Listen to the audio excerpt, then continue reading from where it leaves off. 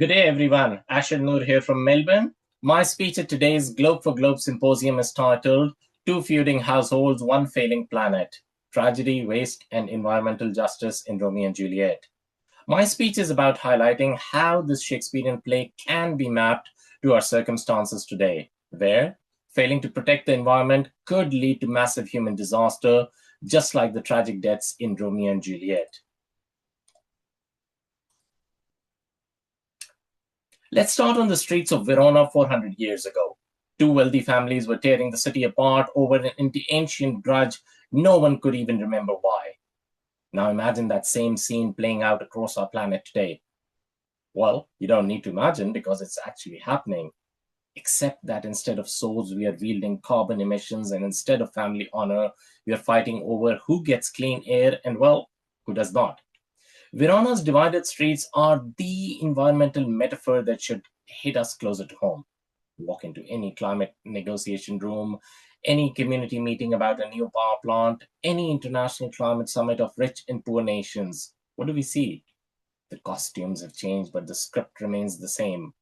Our environmental challenges look suspiciously like Shakespeare's warring households. The same pride, the same stubbornness, the same tragic inability to see past our differences until it's too late.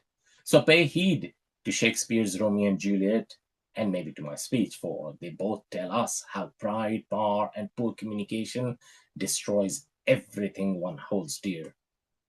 Let's start with the topic of reconciling opposing environmental interests.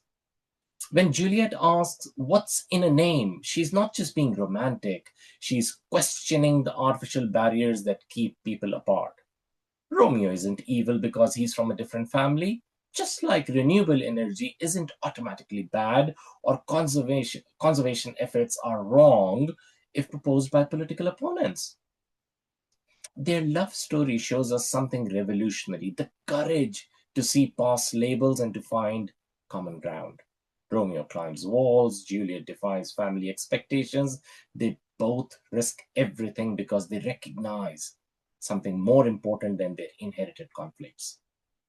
This is exactly the boundary crossing we desperately need in environmental work today. Today, countries are arguing over who should cut emissions first. Communities are fighting over whether jobs or clean air matters more. Industries are claiming they can't work together, well, because they are competitors. But what if these are false choices? What if the real enemy isn't each other, but the system that makes us think that we have to choose between us versus them? Romeo and Juliet remind us that love, even love for a shared planet, requires the radical act of putting cooperation above competition. Trust me, there are shared consequences of environmental conflict. Mercutio didn't start the fight, didn't choose sides, didn't even care about the family feud. He was just in the wrong place when two idiots decided to wave swords around. Yet, he's the one who dies cursing, "A plague on both your houses." Mercutio's curse perfectly captures how environmental destruction works. It eventually reaches everyone, even those who think they are safely on the sidelines, because the wildfires or floods don't stop at any particular fence. Mercutio's fate reminds us that no one ultimately escapes the systemic collapse. Climate change doesn't care about your politics or your wealth or whether you drive an EV or a gas guzzler. Climate change impact is there to impact everyone. Around us today, we have an environmental leadership in total crisis. Remember the Prince tough guy routine, "Your lives shall pay the forfeit of the peace"? The prince had all the authority in Verona, and yet somehow, despite his power and dramatic proclamations, he couldn't prevent the very tragedy he kept threatening to stop. This is our environmental leadership in a nutshell. 30 years of climate conferences with bold declarations and urgent deadlines. Yet, global emissions keep rising. Leaders pound podiums about unprecedented action while approving new fossil fuel projects. They sign historic agreements, then quickly weaken the enforcement mechanisms. The prince is trying to manage a conflict he doesn't understand using tools that don't work. Having authority doesn't guarantee effective governance. Real environmental leadership requires more than making proclamations from the palace balcony. And let's not forget the unsustainable resource extraction. These violent delights have violent ends, and in their triumph die, like fire and powder, which as they kiss consume. Friar Lawrence is practically writing an environmental impact statement about our entire economic system. Romeo and Juliet's love burns bright and fast, consuming everything in its path. The friar's warning about things that kiss and consume could be describing any industrial process from fast fashion to factory farming. Romeo and Juliet move at crazy speed because they are convinced they can't wait, can't plan, can't consider long-term consequences. Sounds familiar? Well, we are always in a crisis mode, always needing growth now, profits now, solutions now. But the friar knows something they don't. What burns brightest often burns briefest.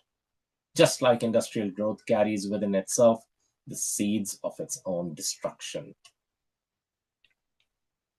Beware the democratic nature of environmental catastrophe. All are punished. 3 words that capture the ultimate tragedy of environmental collapse.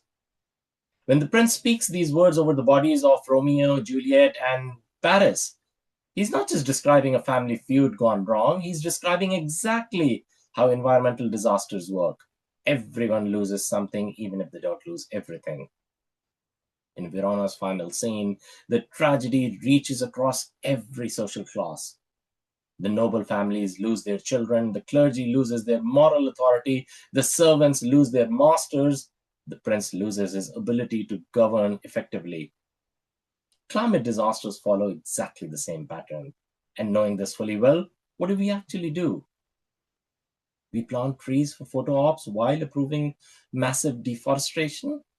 We ban plastic straws while ignoring industrial pollution. We mourn extinct species while destroying the habitats that could have saved them.